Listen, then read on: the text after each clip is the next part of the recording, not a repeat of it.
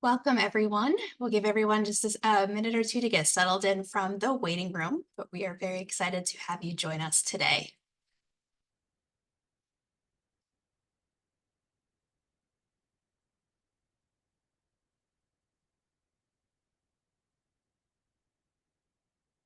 Okay, we will get started. Welcome, everyone. We are here today for the webinar for our online Master of Engineering in Computer Engineering at Dartmouth that is delivered in partnership with Coursera. A few housekeeping items that we wanted to mention is that today's session will be recorded. And after today's session, we will send out the link to the recording as well as the slide deck afterwards. And as well, if you have any questions along the way during today's session, please post them in the Q&A and we will work on addressing them at the end of the webinar. We will save time to answer as many questions as we can at the end of the webinar. Before we get started, I did want to give a promo to our upcoming webinar that we will be doing on May 23rd with our Dean, Alexis Abramson from the Thayer School of Engineering at Dartmouth. There's a QR code on the screen, and we've also posted the registration link in the chat so that you can register and join us as well to hear from Dean Abramson. And now what I'd like to do is turn it over to Sophia Gatos to kick off today's session. Hi, everybody. Welcome to the webinar promoting our online Master of Engineering in Computer Engineering. I'm Sophia Gatos. I'm the Director of Online Education here at the Thayer School of Engineering at Dartmouth. I am a human geneticist by training, so I'm not an engineer myself, but I have studied some engineering back in my undergraduate days, and I run our online programs here at the Thayer School. So today we'll go through some panelist introductions. I'll give you a little bit of an introduction to Dartmouth, talk a little bit more in depth about our online Master of Engineering program, give an overview of the program, the faculty teaching in it, and then we'll hear from one of the faculty in our program, Professor Kofi Adame, who's teaching the Smart Sensors capstone, and he'll give you a little bit of a preview of what you can expect once you get to that culmination course in the program. So that's pretty exciting. Then we'll also hear from Ken Watson, our online education program manager, and Ryan West, the enrollment counselor from Coursera, about financial aid, student services, and the application process. And then we'll open it up to questions. Some of their questions we may address in the Q&A via chat during the rest of the webinar, but then other ones we'll be able to answer on air at the end. So without further ado, I'll move into introducing our panelists. So today we're going to hear from me, the Director of Online Education. We'll also hear from Kofi Adame, who's a professor of engineering, associate professor of engineering. He is going to be teaching the Smart Sensors capstone in the course. We'll hear from Ken Watson, who's our online education program manager, and Ryan West, one of the enrollment counselors at Coursera. So to give you a little bit of an introduction to Dartmouth and Hanover, in case you're not familiar. So even though you'd be online students, if you choose to join this program, we still want to make sure that all of the students in our online MEng feel like they're part of the Dartmouth community. So part of that is giving you a sense of where is Dartmouth? So Dartmouth is located in Hanover, New Hampshire. It's this gorgeous New England setting. It's actually spring right now. Spring has actually arrived. So the weather's starting to get a little warmer. There's green grass growing. We're 2 hours northwest of Boston, about 5 hours north of New York City, and about 3 hours southeast of Montreal. So even though it's a more rural setting, it's conveniently located to major cities. Dartmouth is a member of the Ivy League, founded in 1769, and consistently ranks among the world's top academic institutions. And here at Dartmouth, we're renowned for our deep commitment to outstanding undergraduate liberal arts and graduate education with research and scholarship in the arts and sciences. And there are a number of graduate schools here at Dartmouth as well. The Thayer School of Engineering, Dartmouth Engineering, Tuck School of Business, the Geisel School of Medicine, and the Greene School of Graduate and Advanced Studies. And our network combines the intellectual reach and competitive strength of a leading research university with the accessibility and focus of a collegiate community, so both in person and online. So for a little bit more about Thayer, that's the Dartmouth Engineering is the offering program school for our Master of Engineering in Computer Engineering. So this is Dartmouth's first fully online program. It's offered through the Thayer School of Engineering at Dartmouth, which is one of the first professional schools of engineering in the country. And here at Thayer, we're really preparing the next generation of leaders to solve problems through engineering research and innovation with human-centered impact. So the idea here is that we're combining liberal arts with engineering to produce well-rounded and human-centered engineers. Our approach is really a hands-on interdisciplinary approach with collaboration and a design-oriented curriculum. The faculty here are welcoming, accessible, supportive, as well as being leaders in their fields. So you'll get to interact directly with the faculty teaching in the program should you end up enrolling. Dartmouth Engineering was one of the first comprehensive research universities to reach gender parity in undergraduate engineering, which is a real point of pride for us. And we're really eager to promote and support gender parity in all our programs. We're trying to strive for that. In 2023, Dartmouth Engineering was one of just 3 schools nationwide to earn the highest distinction from the American Society for Engineering Education, ASEE, for its significant progress in meeting diversity, equity, and inclusion goals. And here at Dartmouth Engineering, we're also home to the nation's first doctoral level program in innovation for the PhD level. Students in this highly selective fellowship program receive funding and support to launch their own startups and take their research discoveries to market. So that's a little bit about Thayer. We also have a leader in entrepreneurship and innovation. More than 50% of our core faculty have founded startups, and more than 2/3 hold patents that originate from research done at Dartmouth. And as students, you will have really great access to this renowned group of educators and researchers that will allow you to expand both your network and your skill sets.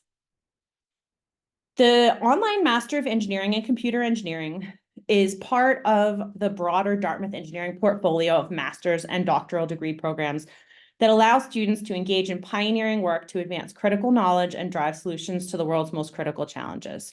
So there are PhD programs. These lead to professional or academic positions with the opportunity for entrepreneurship training. And then we have a number of master's programs.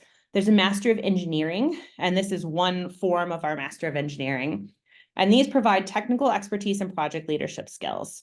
The Master of Science degree emphasizes engineering research, and then the Master of Engineering Management, or MEM degree, emphasizes business and technology leadership, and that's done in partnership with the Tuck School of Business. Dartmouth is also a pioneer in computing innovations. So why are we doing this computer engineering degree? Why should you come here? Well, in 1956, the term artificial intelligence was coined here at Dartmouth. There was a conference for mathematicians on the premise that both learning and intelligence could be so precisely described that machines could be made to simulate it. And this meeting was a seminal event for artificial intelligence as a field and was organized by John McCarthy, who was then a professor of mathematics at the college. And less than a decade later, we at Dartmouth revolutionized computing with the introduction of the basic programming language that made programming accessible worldwide. So that's about Dartmouth and Thayer more specifically. What about the program? So this is our online Master of Engineering in Computer Engineering. It's designed to be hands-on with collaborative projects that are rooted in active learning. So we started our first cohort. They're taking their first courses now in March 2024. And the focus of this program is on intelligent systems. Intelligent systems will enable you to build your mastery in the foundational technology in AI, virtual and augmented reality, autonomous robots, and self-driving cars. So that's what these intelligent systems can be used for. And we're really designing these courses from the ground up. They're all designed specifically for the online audience, specifically for this program. And there are 9 courses. You'll be required to take all 9 of them to complete. You can take 1 to 2 courses per 10-week term. And that's important to know is that here at Dartmouth, we are on 10-week terms. So there are 4 terms per year: spring, summer, fall, and winter. And depending on when you enroll, when you start in your enrollment, you can finish in as short a time frame as 15 months. Here I'll show you a little bit of some sample course plans, and you'll get these slides afterwards so you can look at these in more detail, and there's more information on the program website as well. These would show you a sample of what your individual courses might look like, as well as a potential time frame based on a fall enrollment. Many of you are likely thinking about starting in the fall because that's our next intake term. If you started in the spring, these schedules might look a little bit different, but overall basically similar. So with part-time enrollment and continuously enrolled, you could finish in as little as 27 months. And then at full-time enrollment with a fall start, you could finish in 21 months. So these are some of the faculty teaching in the program. You'll notice if you look at this slide very carefully, we don't have all 9 courses listed. So there's one more faculty member who will be joining us, and you'll hear about that faculty member added to this list at the next webinar, should you choose to attend. So far in the program, we have Professor Gene Santos, who's going to be teaching natural language processing. He's also the faculty director of the program. We have Professor Peter Chin, who teaches machine learning. So that's one of the courses that's running right now. And then Professor Kofi Odame, who you'll hear from next, who's going to teach our smart sensors capstone. We've got Professor Jason Dahlstrom, who's teaching embedded systems. That's one of the courses that will launch this summer. We've got Professor Kendall Farnham, who will be teaching FPGA architecture and algorithms and machine vision. So she's teaching 2 courses in the program. And then we have Professor Kelly Seals, who's teaching signal processing, which is one of the other courses currently running, as well as deep learning for sensor data. With that, I will turn it over to our capstone professor. Take it away. Hi, everyone. Hope you can hear me okay. Thank you so much for joining in on this webinar. So my name is Professor Odame, and I will be teaching the Smart Sensors course. Now, the idea with this course is we will take the skills that you develop throughout the MH program and then apply them to building your very own custom smart sensor. So the question is, what is a smart sensor? Well, looking at this slide, we can see different applications of smart sensors. In precision agriculture, for instance, smart sensors can sense temperature, humidity, wind speed, and then use this data to forecast frost, for example, to avoid crop damage. We can see smart sensors in industrial settings where they measure the vibration of factory machines, and then from this vibration data, the smart sensors can determine the optimal time to perform preventative maintenance. And in the consumer health realm, smart sensors can be used to detect sleep apnea. They can track mental health states. They can even measure blood pressure. So smart sensors are typically implemented as embedded systems, and these systems have a few hallmark features. One, they are physically small. They are battery operated, which means we are limited in the amount of computation we can do. We're limited in the amount of communication we can do also. And these sensors, in addition, have latency restrictions. That means that they must act and respond more or less in real time to the physical signals that they are sensing. And then finally, because the sensor is out in the unconstrained real-world environment, we need to deal with the fact that the signal that it senses, the data that it collects, might not always be of the highest quality. So we need to figure out how to deal with that. So next slide. So what you will learn in this course then is to learn how to overcome all of the constraints of a low resource embedded system. We will do this learning within the context of a custom mobile device for measuring the ECG heart signal. So that's what is shown on this slide. On the left-hand side, you've got the device that we're going to be building. In the middle, you've got the signal, the ECG signal that we will be sensing. And then on the right-hand side is a depiction of the sort of interesting signal processing, nonlinear processing, even deep learning, deep inference that we'll be applying to the signal on the sensor in order to make interesting deductions from the data that we sense. So we're going to build this device from the ground up, and then all of the lessons that you learn while you're building this device can be broadly applied to all these other smart sensor scenarios that I touched on. So that's the capstone course in a nutshell. Thank you.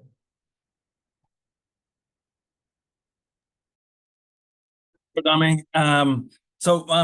Hi, everyone. My name is Ken Watson. As Zofia mentioned, I am the online education program manager for the online Master of Engineering program. And my role is to work with you through your time in the program on the experience side. So I am not an engineer by training or background, but I have worked in higher education for about 15 years, and I've been supporting online programs since 2014.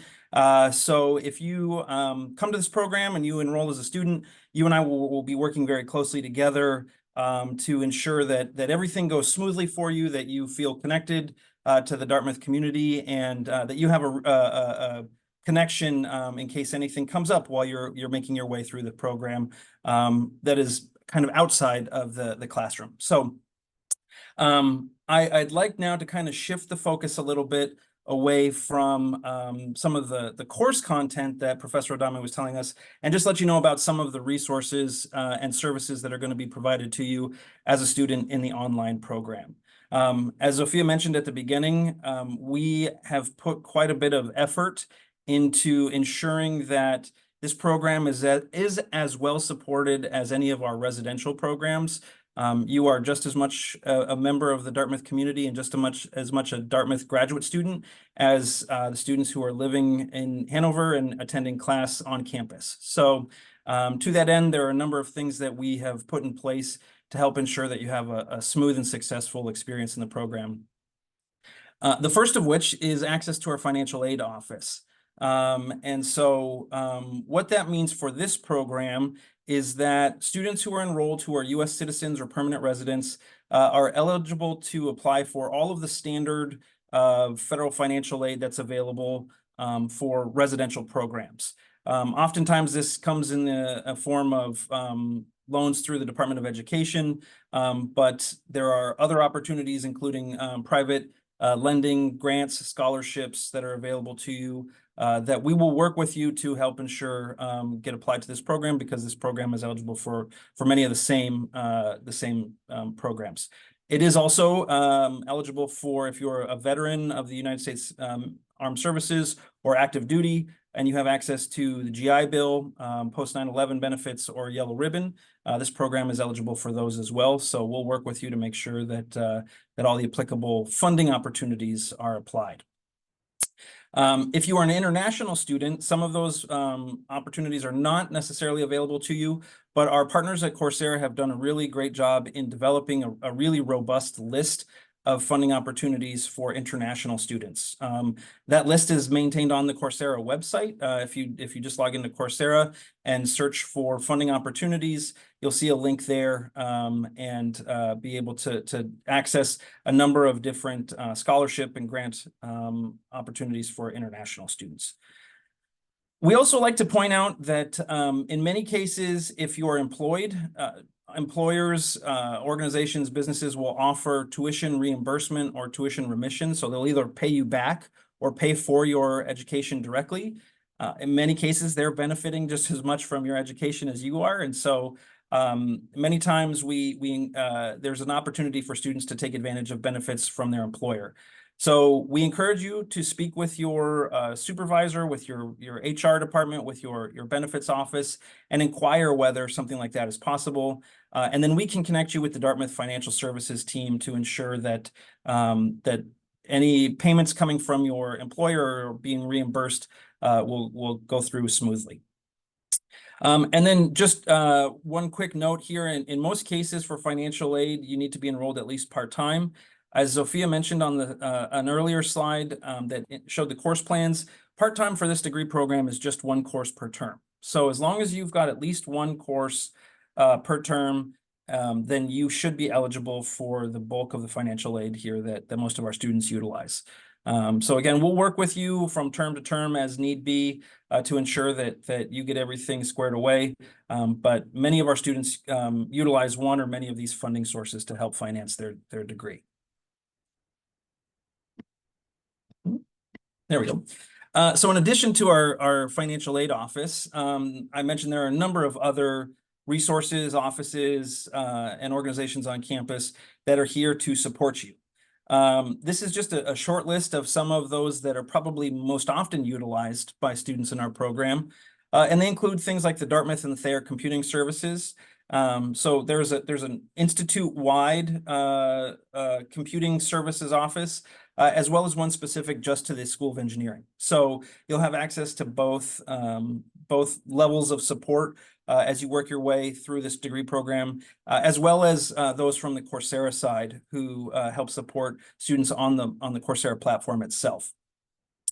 We have dedicated library services at Dartmouth and within the Thayer School of Engineering, and dedicated engineering librarians.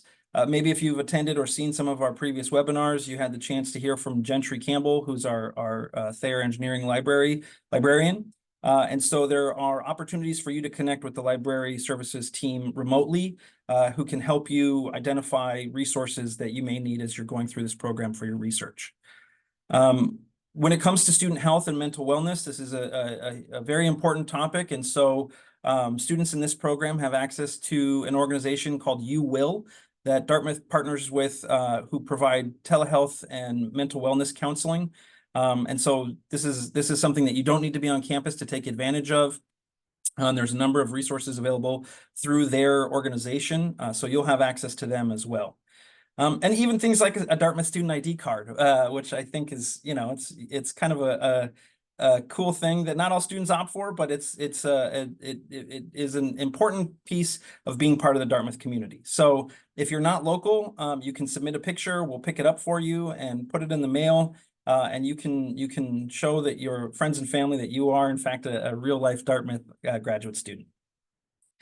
Perhaps one of the most important, I think, resources and opportunities available to students in many graduate programs, but particularly in ours, are the networking opportunities and access to the Alumni Association that you'll get through going through this program.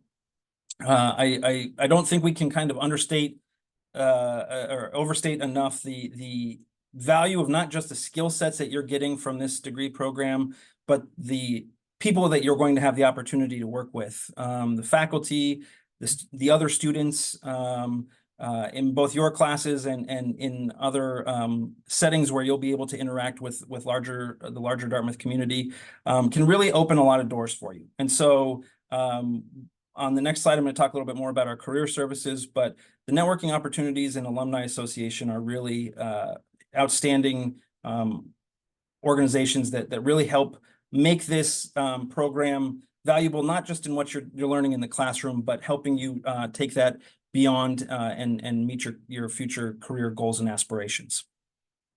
And then finally, we've talked a number of times here about, really feeling connected to campus.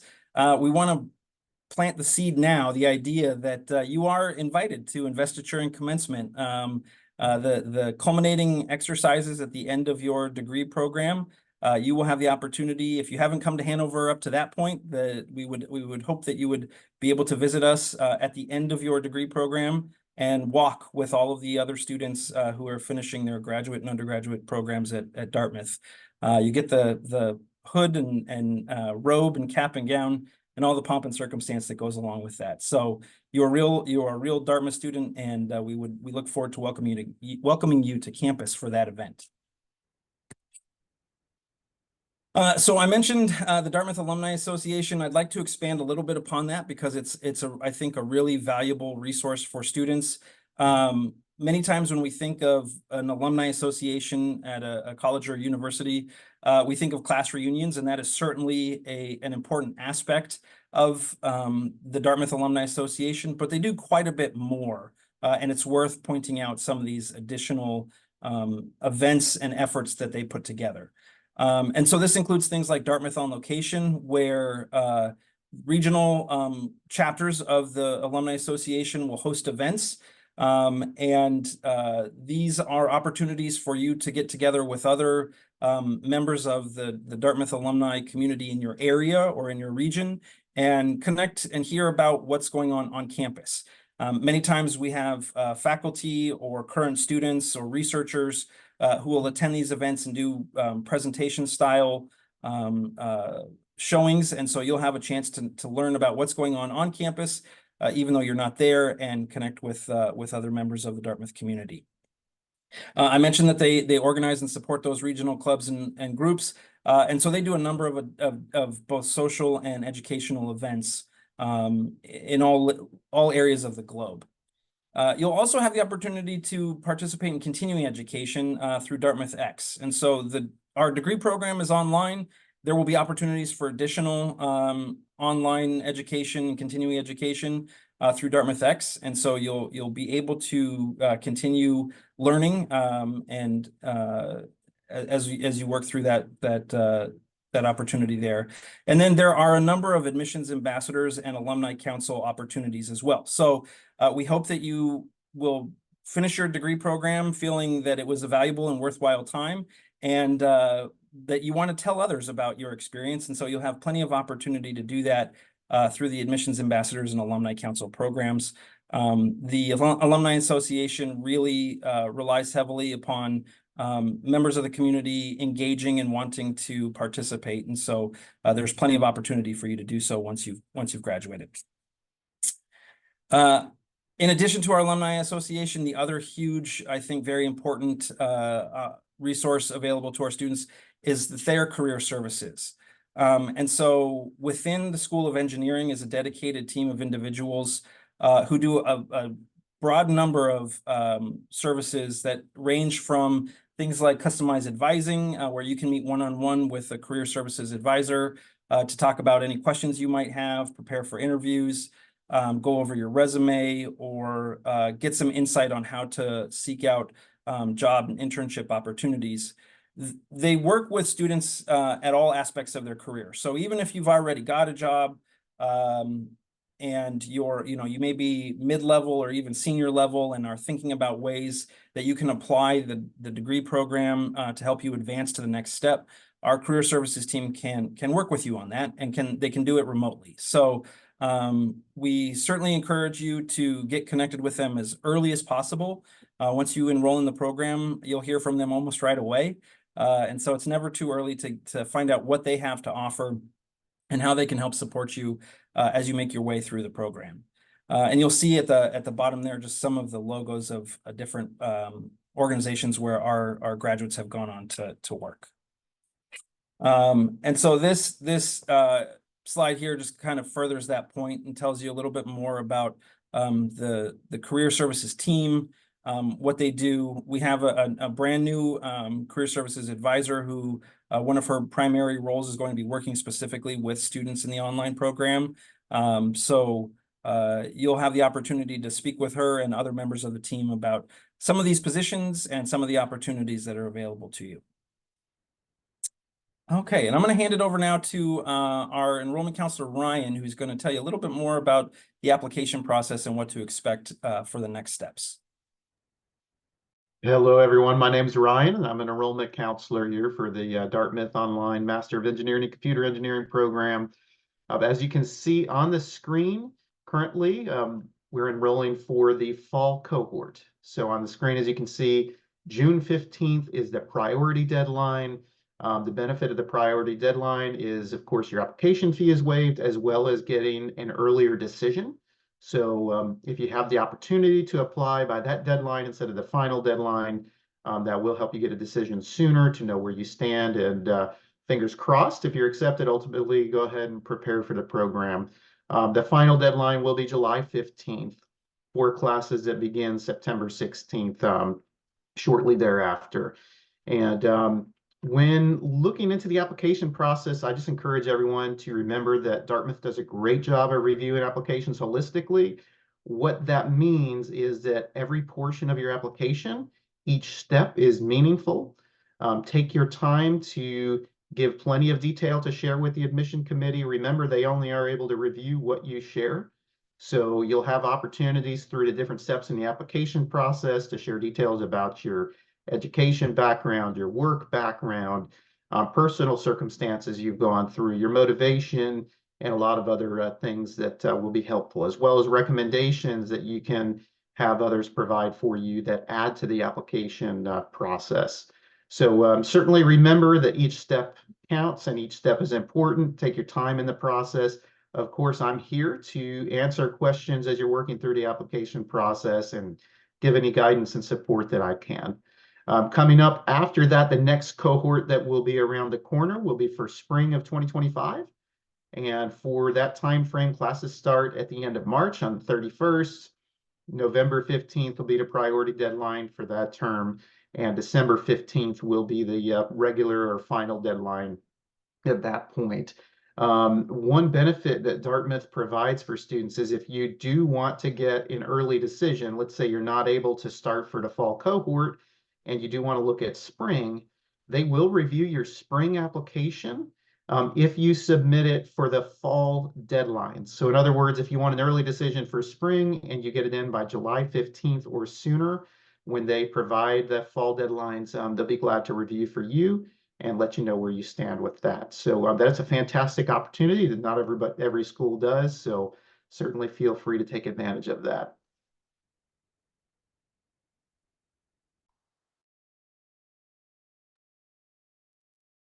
Great. All right. Thank you to everyone and to all of our panelists today. I know we've provided a lot of information, and now we'd like to open it up to addressing some of the questions that we've been receiving in the Q&A.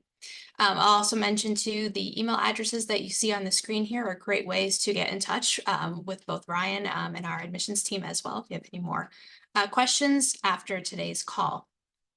And so now what I'll do is I will pull a few questions from the Q&A that I will ask some of the panelists to address, and we'll continue to address Q&As via the Q&A as well. The first question, and Candy, I will direct this to you. We have a question from a student who's wondering if students qualify for the STEM OPT with this program. Yes, this is a STEM designated program. Thank you. Okay. And I know we've been getting some questions from students who are wondering if their bachelor's degree is in a STEM field that is outside of engineering. Ryan, maybe I could direct this to you. Do you want to, could you just reiterate again or highlight about how, what you would encourage people who are considering for the program, and if their degree is in a STEM field, it's outside of engineering, but it's in science or math, how might you recommend they go about either preparing their application or thinking about applying for the program? Certainly, yeah. As far as background outside of the standard that Dartmouth recommends, you do have an opportunity to apply. The important thing will be looking at the prerequisite skills within mathematics that they recommend. So they do want to make sure students have good experience and background in calculus, linear algebra, probability and statistics, and then as well some good experience with programming languages. Python, C programming. There's a C programming with Linux recommended course that Dartmouth does recommend. You can see it on the website or talk with me about that if you want to brush up on skills from there. But the important part is to make sure you're well equipped for the program regarding those skills. That said, if somebody comes in without the traditional background and they also don't lack the skills, it would be very difficult for them to keep up with the program. So I'm glad to discuss this individually with anyone. So feel free. My contact information will be available. Certainly glad to go through your individual situation and discuss things with you. Dartmouth also has had some resources that I can recommend that may help you prepare and acquire some additional skills in those areas or brush up on some of those skills if it's been a while since you've been out of school. So I'll talk with you about that as well. But long story short, they do like to look, if somebody's highly qualified, they have the skills, maybe their degree isn't in the exact area still. They don't want to overlook somebody who could be a great addition to the program and the career field. Great. Thanks, Ryan. That was fantastic. So one of the questions we did answer previously, but I'd like to have Professor Odame add anything if there's anything else he'd like to add. But one of the questions that we received was, could he talk a bit more about the technologies used in the program, specifically the involvement of FPGA systems, if one is more inclined towards that path? Yeah, that's a great question. So the program does involve different kinds of hardware. So you're going to be seeing microcontrollers and FPGAs through different courses in the program as a whole. But for the smart sensors course specifically, right now, the way we're building it, it is geared towards using very low power microcontrollers. And even though that is the focus, there is going to be some scope to play around with FPGAs if that is your interest. But really, at this point, the focus is going to be mostly microcontrollers. Great, thank you, Professor Adame. Okay, let's see, some other questions that we've received. Ken, you touched a lot upon this earlier about the resources that are available to students. We did have a question where some students are wondering, are there any Dartmouth resources that may not be available to online students? But I know we've tried very hard to make sure that our online students are fully connected and have resources just the way our on-campus students would. And I don't know if you have anything else you might want to add to that. Sure, yeah, and I think that's a great point. So we do, as you mentioned, Sarah, we have put quite a bit of effort into the engagement and making students in this program, making sure that students understand that they are connected to the campus. Having said that, there are certain things that are just inherent to the nature of an online degree program that we are not necessarily able to do. So I saw that in the Q&A, the question asker mentioned accessing certain labs or buildings, facilities, if you are to come on campus, and that is an important point. Students in this program, if you are in the New England or New Hampshire area, you would not necessarily have access to the specific labs that the residential students have. Part of that is a safety and liability thing, and part of that is just to make sure that we know who's coming and going at any given time. Having said that, if you are able to come and visit campus and you would like to see facilities, then we would certainly encourage you to reach out and let us know that you're going to be there. And there may be opportunities for us to connect you with folks who can give you a tour or show you around or give you temporary access. You do have access, I will say, you do have access to all of the quote unquote normal open buildings like libraries and things like that that are open to the public. Dartmouth is not a closed campus, so there are buildings that are open to the public during business hours, and so you would be able to access those. In addition to that, there are certain events that go on campus. We strive to ensure that as many events as possible are broadcast, and so that students in the online space have the opportunity to at least observe, if not actively participate in some events that happen on campus, including presentations and workshops and things like that. But there are some that just by the nature of their delivery, we're not able to do that. So you'll see, you'll get emails from graduate organizations and things like that as a student in this program that are advertising certain events that you may not necessarily be able to attend if you're not able to come to campus. And then I think the other important piece to point out is that while you do have access to telehealth and mental wellness counseling through YouWill, students in this program do not pay the Dartmouth health insurance or health fees that are associated with residential attendance. And so you would not necessarily have access to some of those Dartmouth health resources that our residential students have. So I think those are the main ones that come to my mind right off the top. But otherwise, we try to make sure that you're as connected as possible. Great, thanks, Ken. Let's see, another question we received, and Sophia, you answered this earlier, but I think if you could answer for everyone too, because this is a common question. Students are wondering, do they need to purchase equipment to do the labs, or are the labs done virtually? So there'll be a mix of equipment that will be sent to you as part of hardware kits for the program, and some labs will also be done virtually as well, but some of the courses will also have hardware that will be sent to you. Great, thanks, Sophia. Let's see. So I know we will be continuing to answer the questions that we've been getting in chat too. Let's see. And Ryan, maybe I'll turn this question to you, which is, what advice would you have for a prospective student who has been out of school for a while and is feeling a little weak in the academic side? of the requisite skills? Yeah, great question, Sarah. I certainly would encourage you to continue looking into the program. I'm glad to have conversations again, individually on specific situations.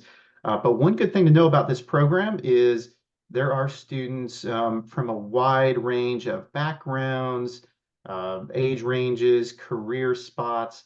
So it's not uncommon to see, and I get to speak with people, of course, all day long, people looking at the program and coming into the program who have been out of school from an academic setting in a long while. So I certainly wouldn't let that discourage you. We can talk about tips maybe on things to brush up on skills, but yes, certainly this program is for individuals who have been out of school for a while, as well as for ones recently coming out. Great, thank you, Ryan. Okay, I think we've been covering most of the questions. Zofia and or Ken, are there any other points that you think would be helpful to highlight that we might not have touched upon yet? I think there's one question that I saw coming in the chat that's actually, I think, good to raise for everybody about the course schedule and course delivery. So all of the required content will be delivered asynchronously through the Coursera platform. So there'll be videos and readings and interactive problem sets and other sort of comprehension checks. And that's all asynchronous. So you'll be able to work at your own pace there. There are also going to be optional live sessions. Those are held weekly for each of the courses, and they'll be held at 2 different times to try to accommodate people in different time zones or with different schedules. And the specific times of those live sessions are going to vary from course to course and possibly also from term to term. It may depend on, the makeup of the students in the course, the professor's schedule for the term. And then the TAs and faculty are also available for office hours to meet synchronously as well. So there are nothing required that is synchronous, but there are opportunities for synchronous interaction as well. Great, thanks, Sophia. And I would just I would echo Zophia's points there and add that that I would like to reiterate the fact that there's a full team behind this program. You've heard from many of us here today, and there are some that are on the call but haven't had the chance to speak up. But I think that oftentimes students in online programs can feel like they're doing everything on their own, particularly if the material is delivered asynchronously.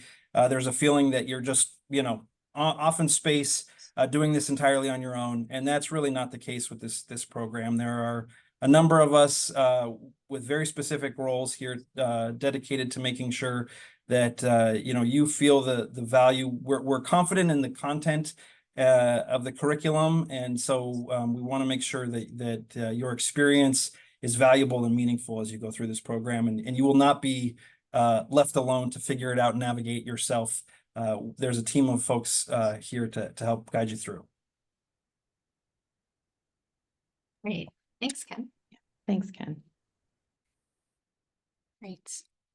Well, I think that's a great way to sort of wrap up today's presentation. I did also want to mention, we put this again in the chat, but if you can join us on May 23rd, we will have our Thayer School Dean, Alexis Abramson, join. She's a wonderful, inspirational leader who has a lot of great insights to share about her vision for Thayer and our programs. And it's a great way to hear directly from her and learn more about our program. And that is on May 23rd. There's a QR code that you can scan to register, and the link is also in the chat as well. And so with that, I think we will go ahead and conclude today's session. And also mention too, if you want to schedule a time to connect with Ryan, you can use this QR code to book a one-on-one time with him, and he'll be happy to speak more with you about the program. And as we mentioned, we have been recording today's session, so please look in your email for a link to the recording and the slides afterwards. And at any point, you're always welcome to email our admissions team for more information. So we thank you. Thank you for joining us today. Thank you to all the panelists for their great insights, and we appreciate your interest in the program. Thank you, everyone.